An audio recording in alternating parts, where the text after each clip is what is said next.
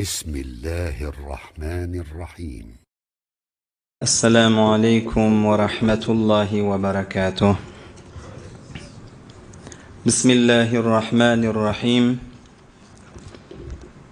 الحمد لله رب العالمين والعاقبة للمتقين والصلاة والسلام على خير خلقه محمد وعلى آله وصحبه أجمعين. أما بعد، أعوذ بالله من الشيطان الرجيم. بسم الله الرحمن الرحيم. وما يفعلوا من خير فلن يكفروه والله عليم بالمتقين. صدق الله العظيم. وقال رسول الله صلى الله عليه وسلم: لا تحقرن من المعروف شيئا ولو أن تلقى أخاك بوجه طلق. رواه الإمام مسلم رحمه الله. Başımızın təci, tağfirla, ostatla, yüzleri nurli, dilleri doğali, hacı dədele, yürekleri nuru iman bilen yalfıllap duran yaş dostum, evimizdeki oturulla, beyleki cevreklerde, fezai mecazin üstüvilen dinleyerle, çe öz yurdumuzda, çe beyleki yurtlarda halal çörün yüzünde gezip duran yaş, imanli, mu'min, musulman doğulla, Huday Tebarek ve Teala bariyinizin etyen taat ibadatlarınızı, Allah'ın dergahına kaldıryan kollarınızı, dininiz, dünyanız için, eçeriğiniz için etyen hayır dualarınızı Allah bariyinizden kabul etsin. Huday Tebarek ve Teala bir oturuşuğu mübarek etsin. Huday Tebarek ve Teala neticeli edip, semereli edip, aytyan eşdiyerlerden kabul edip, aytyan eşdiyerlere emel tevfiqin verip, aytyan eşdiyerle her yerde dinleyerle olsa eşerleri bilen Huday Teala iki dünyada saadet versin inşallah. Huday Tebarek ve Teala yurdumuzu parahatçılıktan, nığmat bolçuluktan, emniyetten, barimiz can sağlıktan Allah ayırmasın. Şimahal kan adamla hayır zat edilmeli, hayır zata koşulmalı, hayır zatları Müslüman şoň izinle bolmaly diýilenne köp adamla gümen etýär, fikir etýär, hayır zat diýilenne sen bir etýän işiň bir jahangir bolmaly, dünýäni bir aňyltýan bir zat bolsa şoňa hayır zat meke diýilýär. Emma Kur'an, sünnet, kitap, sünnet bize öwretmeýär musulman dogully hayır zady, yaş dostlar. Kur'an, sünnet bize sen etýän emeliň beýik bolsun, etýän emeliň ulu bolsun. Her bir adam şonu eşdenni, her bir adam aňalsyn şo zada diýip Kur'an, sünnet bize öwretmeýär. Kur'an, sünnetiň öwretýän zady näme? Emeliň gişik bolsa bolsun, yüreňdäki ihlasın, niýetiň beýik bolsun diýip öwretýär. Etýän emeliň alim jahan bilmek gerekke, dünýä hayran almaklygy gerekke, halk onu gurrun etmekligi gerekke. Etýän emeliň kiçi bolsun, emme yüreňdäki ihlasın, niýetiň, garabagyrlyň bolmaklyň şonyň uly bolsun diýip Kur'an we sünnet bize şeýle öwretýär. Allah ýoluna adylýan birçi adım dada onu kiçi saýmaýlyň. Näme? Arkasyna Hudaýyň razyçylygy bolandan soňra birçi adım dada hayır zatlara qadam atsaň onu kiçi saýma. Oňa ýetjek zat ýok. Näme? Oň arkasyna Allahyň rizayaty bar. Wa rizwanun minallahi akbar. Hudaýyň razyçylygy her zatdan ulurakda. Yani bir hayır zatlara adam aýşy etjek zadım kiçi diýmeýliň ýaş dostlar. Näme densirim? Hudaý Taala öz rizayatyny, razyçylygyny bukturup goýupdyr. Nämeň izinle hayır zatlaň, ýagşy zatlaň, gaw emelleň arkasyna Allah öz ulu bolan razyçylygyny bukturup goýupdyr. Näme diýip musulman adam sogapdan doýmar, te jennete girýänçe. Ay maňa sogap inni bolly diýilmeýär. Musulman adam te jennete girýänçe sogapdan doýmaýar. Illeti Hudaý Taala rizayatyny, öz razyçylygyny ýagşy emelleň ýüzünde bukturup goýupdyr. Bir adam şayet giýje täheccüd namazlary okuýandyr, Allah şondan razy bolsun.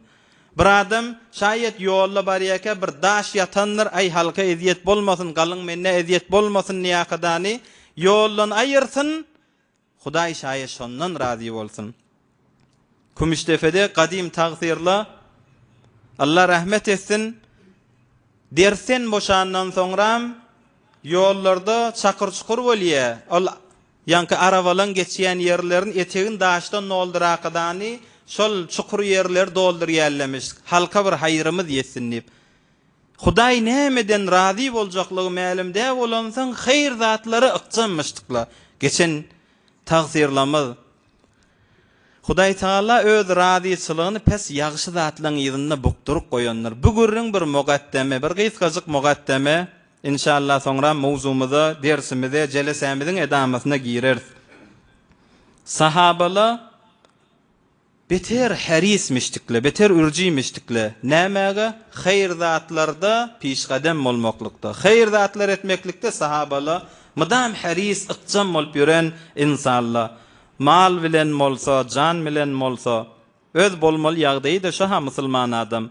Ýa-ni aýtdyk, musulman adam sogapdan doýmaýa cennete girýänse, o musulman adam haris bolmaly hayır zatlara.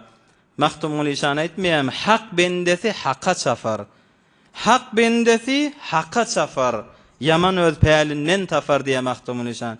Hakyň bendesi mydam hakyň rezaýatynyň ýerine geçjek bolup şoň ýerine çapmaly. Zeyd ibn Harise diýen sahaba radiyallahu anh jeňe gidilmelilen wagtynda Hazreti Zeyd'in bir gaw aty barmyşdyk. Bir bedew at halkda yok, halkın minmeyen, halkınkidan üýtgeşirek bir atı barmyşdyk Hazreti Zeyd'in. Jeňe gidilmeli, cihat elam edilende Hazreti Zeyd atın uyondan tutakadani Resulullah aleyhissalatu vesselam'e getirip, ya Resulullah şu at kim şuna layık bolsa, kim şuna batır bolsa, kim şuna üstüne minakadani kılıç vuruşmana layık bolsa şo minsin ya Resulullah diyakadani Hazreti Zeyd şol qawwur ýan atyny getirip daqypdyr. Sahabalar gurrun edipdirle, ey biz Zeyd bir üýtgeşik bedew atyny näzire ýüregiň namyndan üzdibi. Bir näzire bir atyn getirakadan daqdy diýip sahabalar gurrun edipdirle. Gurrun edilen mal ýagdaýmyşdyk özde. Başga kişide yok atlardan, gaw atlardan. Bir üýtgeşik zat bolansaň sahabalar gurrun edip, ey bir näzire ýüregiň mundan üzdi. Rasulullah aleyhissalatu vesselam eşdipdir. Sahabalar gurrun edipdirle, Zeyd näzire ýüregini atyndan üzdi diýip. Rasulullah aleyhissalam aýdypdyr. Ol Zeyd'in aty getirip dakanna cihatdan süreyim, Allah'dan süreyim, gawwur ýan zadyndan geçelligini aňalmaň diýipdir. Inne Zeyden ba'a nefsehu lillah. Biýäsiz atyny gurrun edip doňuz. Zeyd cihatdan süreyim, öz janyny Hudaýa feda edipdi diýipdir. Siz atyny getirip diýakadan aňalýaňyzmy? Muňa aňalmaň diýipdir. Zeyd Allah'dan süreyim, janyny feda edipdi Zeyd diýipdir. Sahabalı ykjanmışdykla hayır zatlara. Şu zamanada da Hazreti Zeyd ýaly siz ýaş oglollar wa her ýerde sesim eşdiýäňiz siz ýaly ýaş oglollar wa bir tofor Hazreti Zeyd ýaly şu zamanada oglollar wa onu faqat Allah bilýär, kepläp duran bilýär, oturanyň özü bilýär. Halk bilmeýär. Hayır zat bolmaly bolanlar dağ ýaly arka bolup duran ýigit oglollar wa hayır zada goşulmaly bolanna faqat Allah bilýär, özü bilýär, birde kepläp duran bilýär. Halkyň ýanyna agzap döýärmi? Dinden sirem bolsa, Allah'dan sirem bolsa, näme zat bolsa biz teýýar diýip duran şu zamanada da ýigit oglollar bar. Şu zamanada sahabalar aňalşýaly, şu mahalla şon döwrekdäkile görse aňaljak oglollar bar. Hudaý Taala janlaryna, mallaryna, umurlaryna bereket bersin inşallah. Hazreti Ebu Zer diyen sahaba radıyallahu anh ol aýtýa, "Qala li Rasulullah sallallahu aleyhi ve sellem." Maňa Rasulullah aleyhissalatu vesselam aýtdy, "La tahqiranna minal ma'rufi şey'a." Ey Ebu Zer, ýagşy zatlardan, hayır emellerden hiç birisini kiçi saýama diýipdir. Ay biýe bir gişik emella diýip Ozalla wagtlarda jelesatda aýtdyk, ýene de mowzuň üstünden gelenseň, beynema raculun yemşi bi tariqin ya Rasulullah aleyhi selam İmam Müslim'in rivayetinde şu ýagşy amelleri kiçe taýmallar barada. Arada adamlaryň biri ýürüp barýatdy diýe Rasulullah aleyhi selam. Fewajada ghusna shawkin ala at-tariqi yolla barýaka bir şahatken ulaqontiken şahati sürena kadani yolla ýatytdy. Şol adam ay halka eziyet bolmasyn, mızahımçylyk bolmasyn şu diýakadan şol şahatkeni ýollan aýyrdy. Feşekerallahu leh feğafara leh. Hudaý Taala şoň edenişinden razy bolakadan şoňa cennet berdi, günäsini geçip diýe Rasulullah aleyhisselam. Berde diýilse näme ýolla barýan bir şahatkenna. Emma şol edenişiniň arkasynda Hudaýyň razyçylygy barmyşdyk. Musulman adam ıqçam bolmaly şu hayır zatlara. Rasulullah aleyhisselam Hazreti Ebu Zer'e edipdir. La tahqiranna minel ma'rufi şey'a. Yaxşı amellerden, hayır zatlardan hiç gaysini kiçe taýama. Walaw an talqa akhaka biwajhin talqin. Subhanallah. Gerçenlipdir. Elinden gelýän zat bolmasa, musulman dogonuňa sataşaňdy, güler ýüzülje bolsaň da güler ýüzülje sataş, şunyňda bir hayır zat bolar. Şunna da ette gallipdir. Elinden gelýän iş bolmaýa Mahtumul İşan aýtmaýam. Elden gelen hayır işiň bolmasa, göňül içinde ýagşy niýet ýagşydyr diýe Mahtumul İşan. Elden gelen hayır işiň bolmasa, göňül içinde ýagşy niýet ýagşydyr. Elinden gelýän başga zat edip bilmeýärmi? Şol musulman doganyňa güler ýüzlü Hudaý üçin ýakadan gülüp bilseň güllipdir. Rasulullah aleyhisselam. Şunyňda da bir hayır zat, şayet Allah'ın razyçylygy şuň arkasynda bukturguldur onlar. İmam Müslim'in rivayeti. Hayır zatlaryň dänelerin ýaýra diýilen jawan dostlar. Şu mahal ýere bir däne sefilse, yer unutýan nädir sefilýän dänäni? Bir adam buğday ýeri agdarakadan sepse, buğday täbil berýär yer. Arfa ekse arfa alýa, näme zat ekilse, yer näme däne sefilenini unutmaýar. Şon täbil berýär. Hayır zatlarda Hudaý üçin ýakadan etseň, hayır zatlara goşulsaň, hayır yerlerde görünseň, yer unutmaýan bolsa dänäni senne ýagşylyk däneler sefeňde Allah hiç wagtda unutmar etýän işiňi.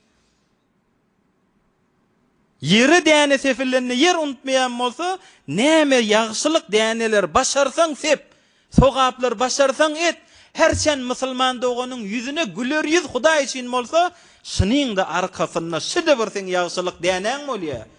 Yer unutmaýan bolsa Allah hiç wagtda unutmaýar. Şayetke şoň arkasynda Hudaýyň razyçylygy bardyr. Şu mahalla has bir bi ferhenklik, bi esaletlik bezir däneler sefilip duran wagtynda, ey musulman doganym, ýaş dostum, sen bilen men dinimiz gaýgy diýili, ýagşylyklar başardygymyzdan ýaýyliň, ýaýra diýiliň. Bir bi ferhenklik, bi esaletlikleri şemal türkmenliň arasynda döwrekdäki milletleri gurrun etip durmaýlyňa. Bir türkmenliň bu bi ferhenkligi ferhenkden çykyp barýar kim? Özüňiz görmeýäňiz, eliňizdäki guşyny açsyň, gözüňiz gawzat görýärmi, ýagşy zat görýärmi gözüň? Bir türkmeniň esaletiniň ýetip barýarlygy, hileydigini bilenak, erkekdigini bilenak, inidigini unutupdyr, erdigini bilenak. Fezai mecazik girýän bir erkegiň bolmaly ýagdaýda, bir zinanaň bolmaly ýagdaýda. O da bir türkmen esaletli, bir bi ferhenklikli şemal biziň aramyzda rewas berip ýaýradyp durla. Ay gadim gurrunmerlerine gadimlarda aýdylýatda, hemmeňiz eşdiýetdiňiz kim? Ay garp bize Allah barya, garp bir ulu düşman boly musulmanlara diýip. Garp inni gallaha. Garpdäkile günmegün puşeşe girip musulman bolup islam artyp barya. Buňky inni biziň özümiz dargatmana, biderek bezirler ýaýratmana başga düşman döwrekden gerekke. Türkmeniň özü boljak. Fezai mecazik girýän bir toý tutulýar. Onu görjek de görmeli, görjekkä de görmeli. Toy tutulmaka bir heftelep öwünçe bir teşrifatla. Toy tutupdyr, ondan soňra bir arwa, namus va musulmanın da arasında. Toy tutupdur ondan sonra fezai mecazi hey giriyen hemişe şu, hey gözleyet hemişe şu. Hani bir esalet, hani bir Türkmenin bir ferhengi, eşi bolunup duran yağdayları, ecelemiz, kakalamız görse, uzağa gitmeyli ha, sahabalı görse deyip gurrun etmeyli. Yaşmaklı olup, hayalı olup, geçen ecen görse, hey men gıydım mı keşi, men ağtığım mı keşi? Can Huday'ı anırraktan nip yakasını tutmarmay şolu. Hey Can Huday anırraktan men çağanmışı, men ağtığımmışı. Huday saklasın anırraktan niyakadan, sen ecen mamın yakasını tutar. Şu yüz bilen neciri Resulullah Aleyhisselam'e sataşmalı. Bir ecen yakasını tutacak bolsa sahabalı göründe ne kadar angalmalı? Hey bir nayzalı içinden geçiyemiştik, anırsından çıkıyemiştik. Canlarının, mallarını rahatçak feda etiyen sahabalı şu günden süreyim İslam'dan süreyim feda etiptirler mi? Bir Türkmenin esaleti döwrekden gerekke garip değil ya, garbın özü ni boş puşeşe girip hicabı girip var ya, Türkmen denanı hicaptan çıkıp var ya. Ey hemişe aydıl ya, yaş oğlulun da dağdağısı şugurründen kən təkid et. Kən ay şugurründen qadim molla vaqtımızda musalla qarşın gidilerine Allah rahmet etsin tala yağun taqsir bir vaqtını aydıp tuttu daşını.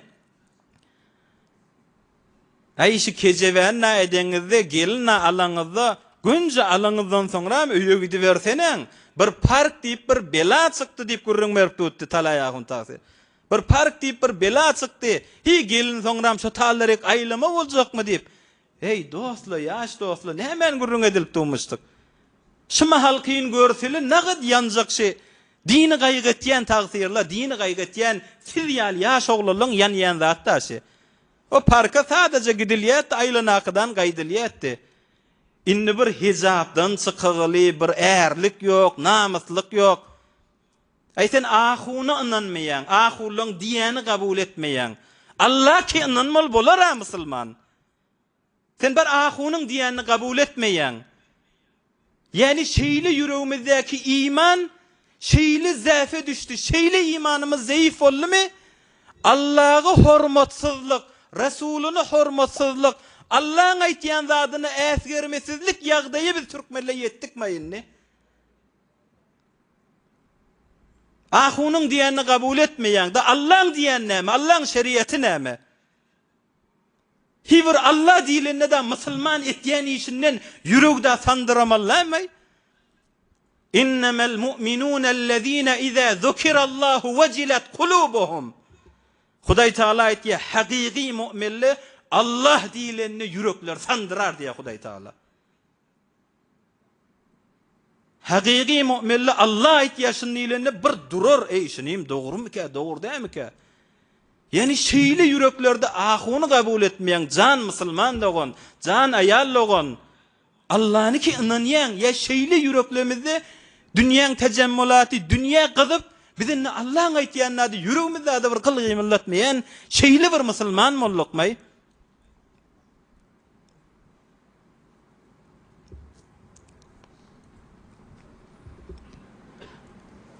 Müslüman adam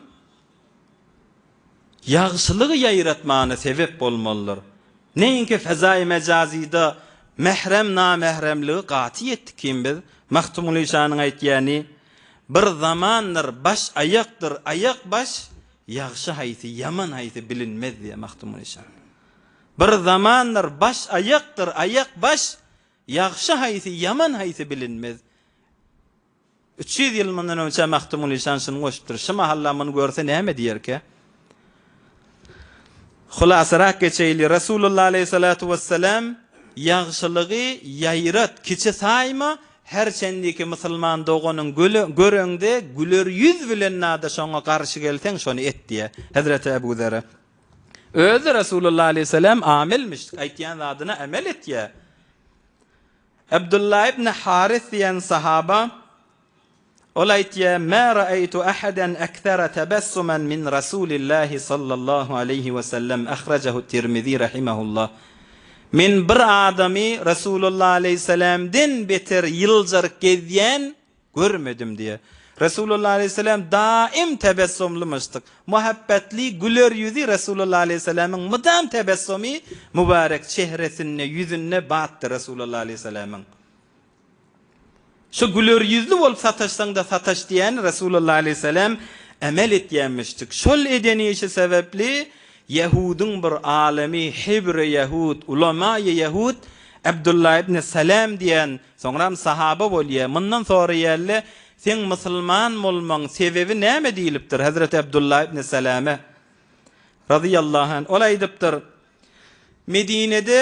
Medine'de gezip gören Medine'nin Yahudlarındanmış. Medine'de Resulullah aleyhisselam geldiğilerine hurma bağın defesine gezip öttüm. Şondan düşa kadani ahir zaman peygamberini göreyin niyakadan gaytdım. Gelemde ananamak yönü göreyin niyakadan gaytdım. Özü Hebri Yahud, ulema-i Yahud'dan hurma bağın defesinden düşük geldim. Şonna Resulullah aleyhisselam deslap görümde teammeltu vejhehu ve alimtu enne vejhehu leyse bi vejhin kezzab. Subhanallah. Fakat göreyinlik geldim. Özü Yahud Medine'nin Yahudlarından adam. Resulullah aleyhisselam tebessüm vurup yıljarık gelýänmişdik.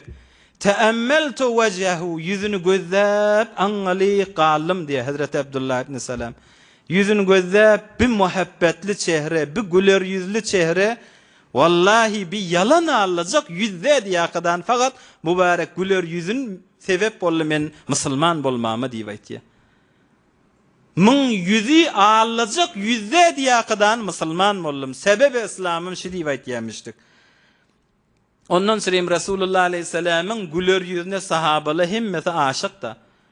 Bir sahabalar varmıştık, şu gözlerini kırpmanı Resulullah aleyhisselam gözläp durýarmışdy. Şu bir gözümüzi yımıp açýan miktarımız da heyf geçmesin. Şu Resulullah aleyhisselam'ın güler yüzünü gözläp durmaklyk, boş geçirmeyli gözläp durýarmışdyklar. Ondan sonra Resulullah aleyhissalatu vesselam vefat edenne Hazreti Abdullah ibn Zeyd diyen sahaba şu azanı deslap dişinne gören sahaba Resulullah aleyhisselam'a gelip azanın kelimelerin Allahu Ekber Allahu Ekber şu azan çekilýäni Resulullah aleyhisselam'a men dişlemde şonu eşitdim diye Resulullah aleyhisselam şondan sonra şu azanı koydurýar.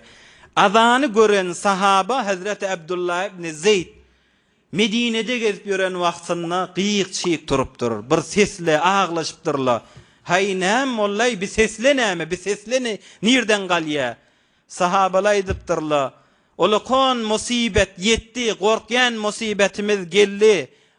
Qobida Rasulullah sallallahu aleyhi ve sellem. Rasulullah aleyhisselam dünýeden vefat etti diýakadan sahabalar edipdirler. Hazreti Abdullah ibn Zeyd şunu eşiten wagtynda dua edipdir.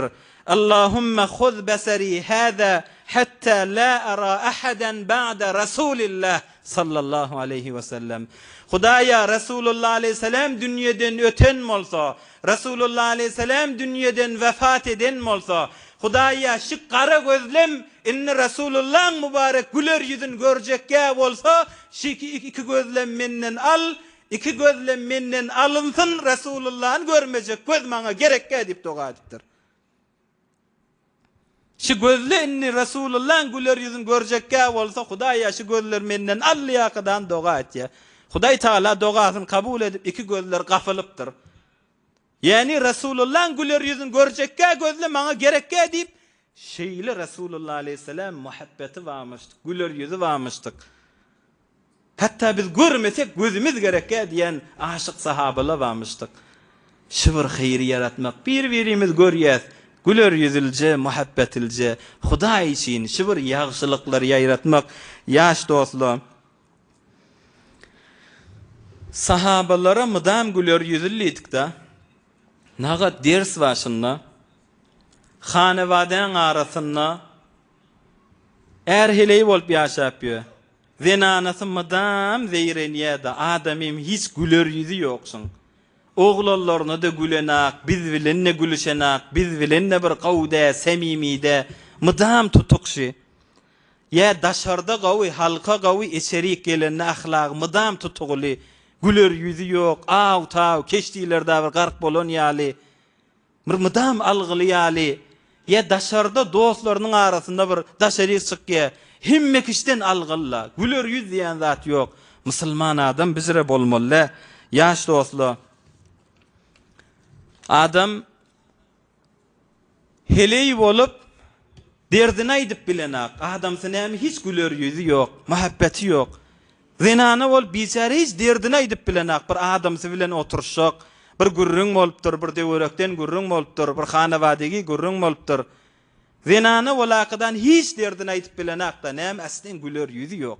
Bir zat agzap bolanak ýanyna.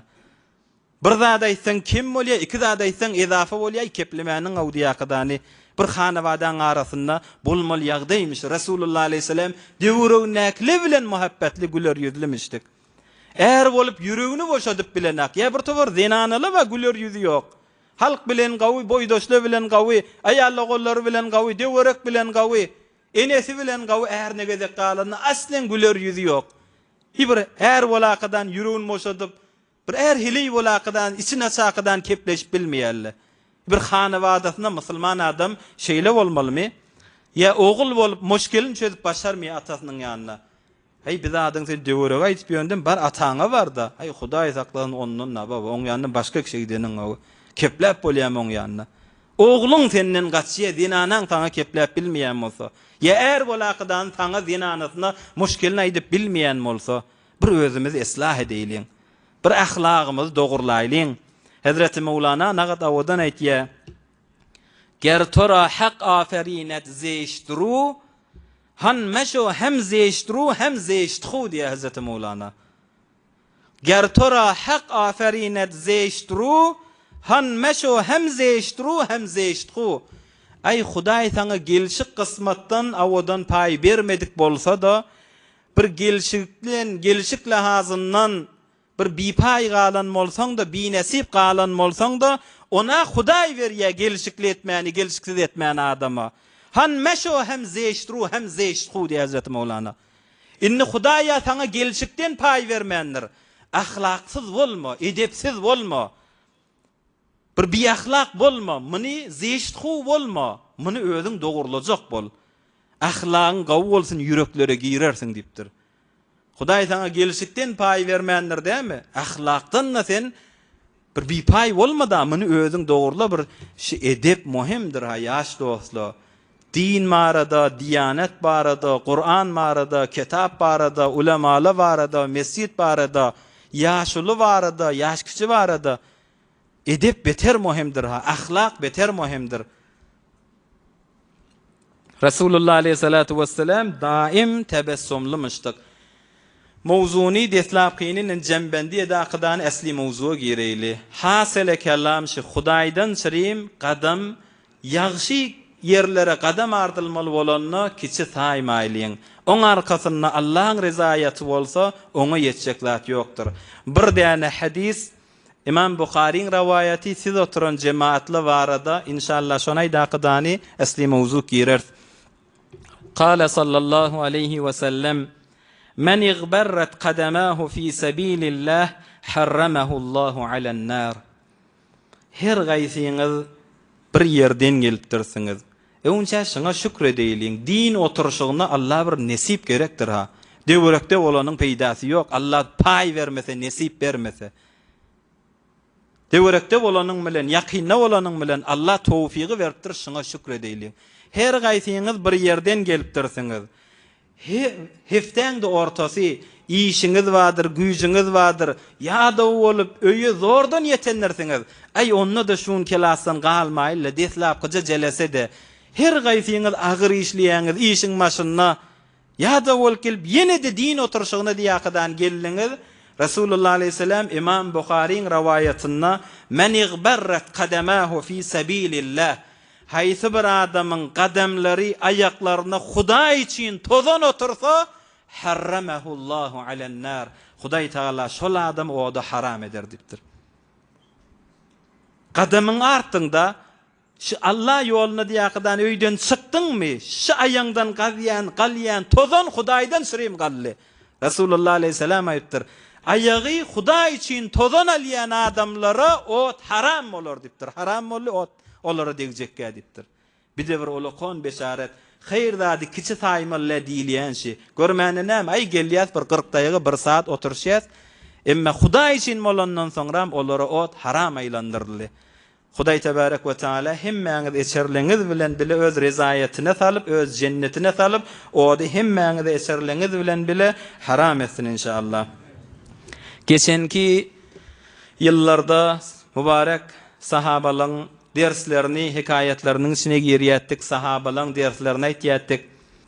İnşallah bir mübarek gizeden meýlek ikinci halife Emirul Müminin Resulullah aleyhissalatu vesselam'ın sahabalarının beýiklerinden meşhur şahslyň biri, tarih İslam'da olakon fermandeleň başlaň biri, İslam'a inki olakon tesiri nüfuzy goýan 10 nefer cennet bilen buğuşlanny, şol 10 nefer cennetilen birisi sahabalyň alymlaryndan zuhad sahaba, takwa sahabalardan nilaqadan sanalýan Takvim-i Hicrini, şu mahalki takvimleri Takvim-i Hicrini goýan sahaba, on ehdinne zamanynda İslam ulukon bir şöwkete, azamaty yetilen sahaba, Döwleti İslamini towsiye berip, Eragy kamil şamil bolup,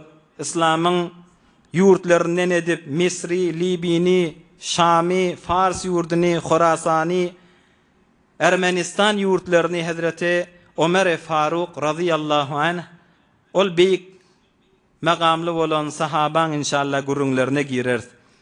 Ol Hazreti Ömer Faruk radıyallahu anh Kudüs'i deslap musulmanlaryň İslamyň hukmunyň etegine salan sahaba.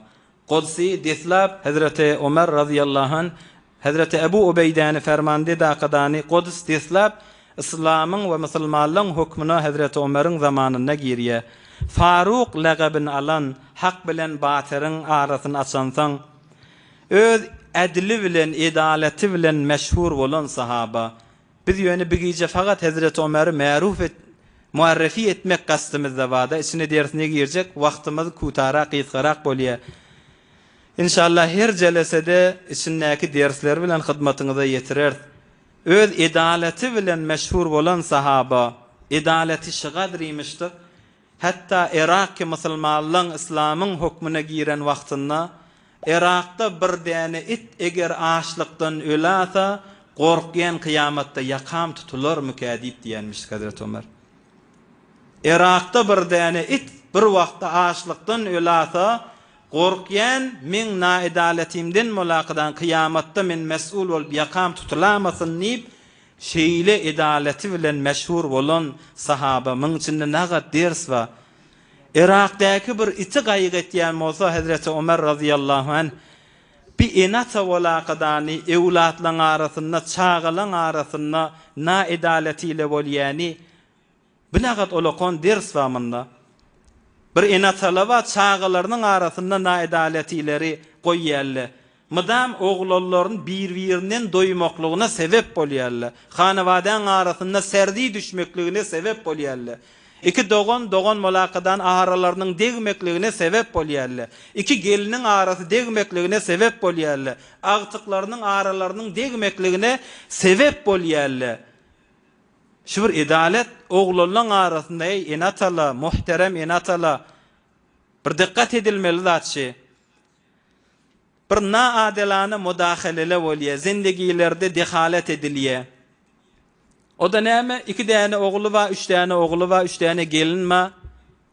Bir däne oglun saýlaya başga kişilerden maňa zindigisinde de dehalet edilmeýär. Bir han ogul maňa nämese de maňa dogry. Emme başga birler bar da, on gelinne bir zat etse mydam iratly, gelin bir zat alsa da mydam başga göz bilen gözdelýär. On oglanlar bir ýeri getse de başga göz bilen gözdelýär. Emme o bir ogly nämese onka dogurda. Egerde bolsa ýok, onka da dogurdur. Sebep bolýan teň etýäni için oglanlaryň bir-biriniň arasynda teň etýän dehaletiň bilen ýa etýän naedaletiň bilen oglanlar bir-birinden doýsun. Ýa tabiiz goýulýar näme? Gelinlerin arasynda.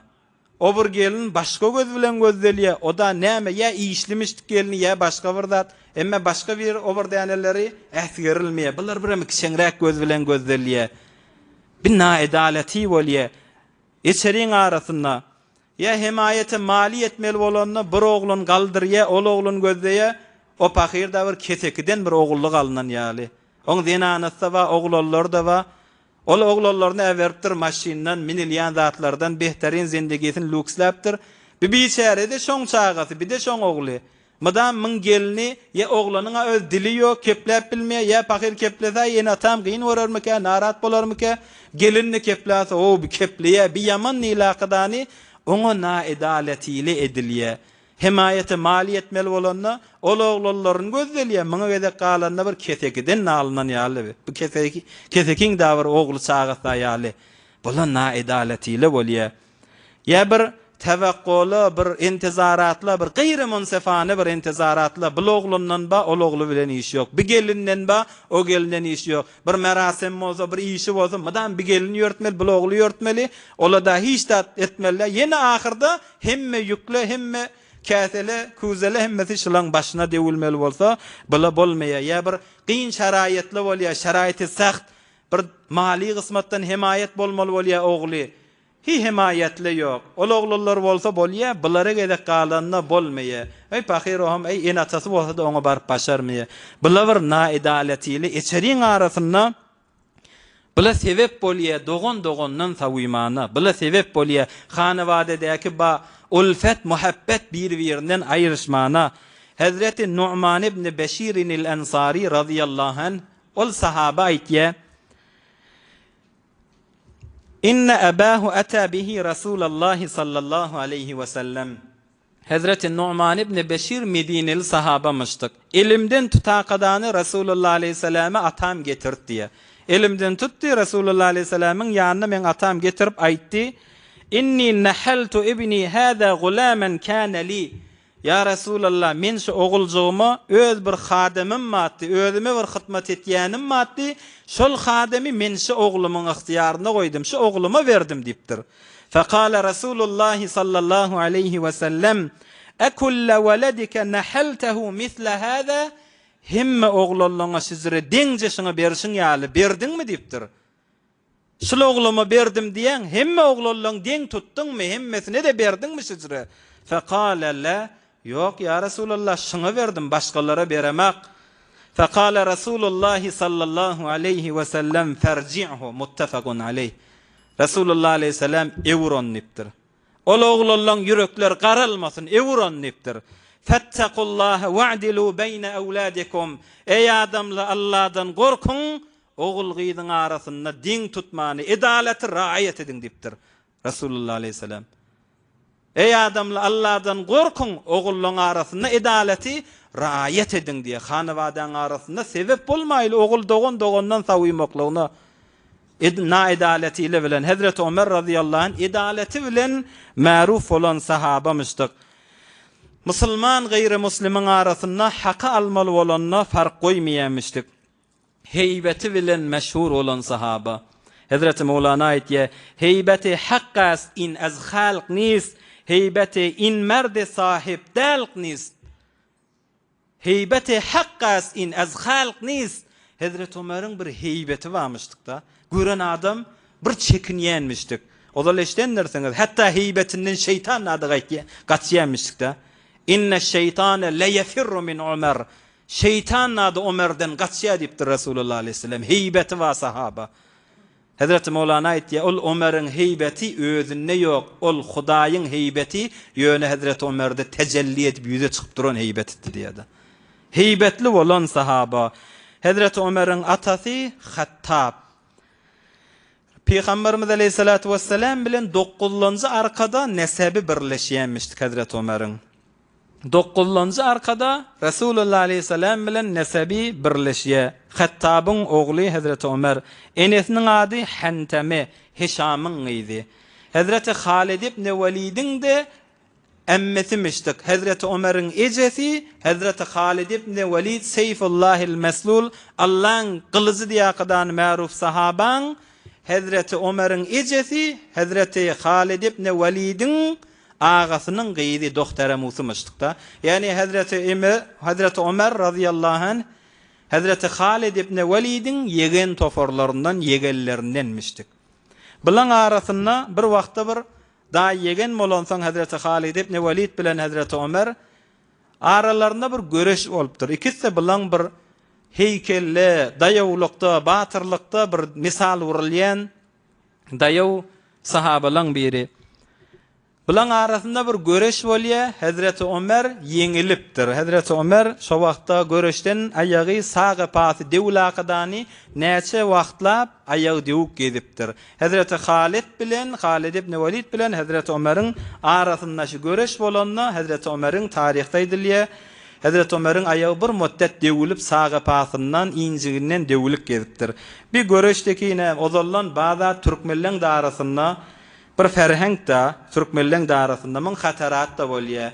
Hatta türkmenleň arasynda da bolýar. Bir hataratly bolýan bir görüş emma türkmeniň de bir nemadi ferhenglerinden. Hazreti Ömer'e de şol hataratla gelipdir da türkmenleň arasynda da bir wagtda görüşlenne gaçyda da ýykylaýarlar bolmaly.